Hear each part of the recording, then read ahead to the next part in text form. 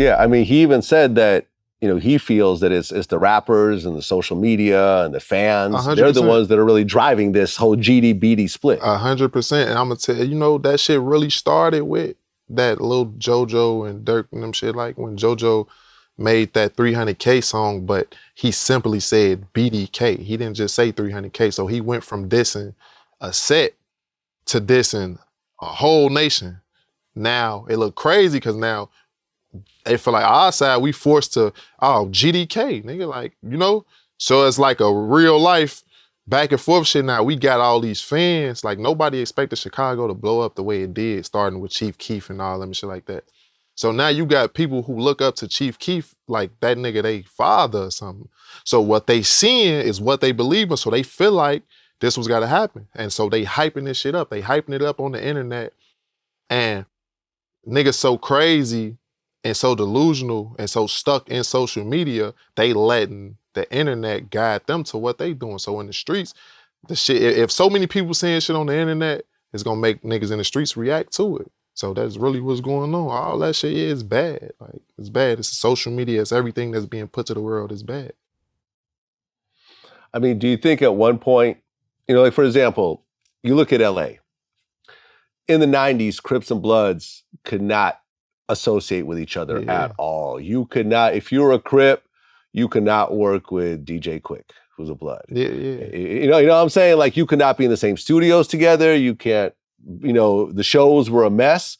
You fast forward, to the 2000s, to 2020s, you have people like YG and Nipsey Hussle, they started really fucking with each other. And there was an actual effort by people like Big U to show them together and make sure there was no sets being crossed out in the background where they're shooting videos.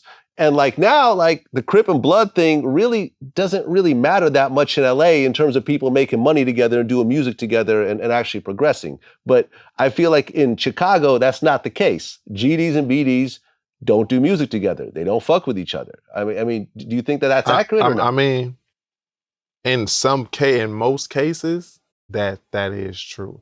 But like, I'm gonna put it like this so people can know that it's not really like that.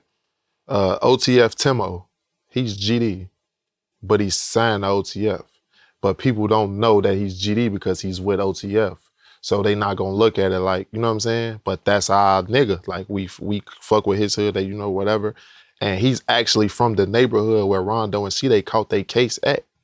So, you know what I'm saying? Like, so in some cases, that shit really don't matter. I just use that as an example because that's a nigga I know that'll let you know, like, nigga, I'm GD. Like, he ain't gonna shake up BD or none of that shit with niggas, but he be with the BDs all day. Like, cause that's the way he make his money and that's who he around.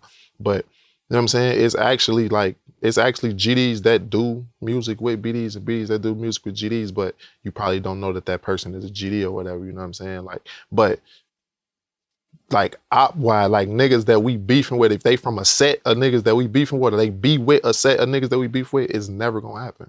Never gonna do no music with them, cause why you with them niggas, we don't fuck with them, or we beefing with them.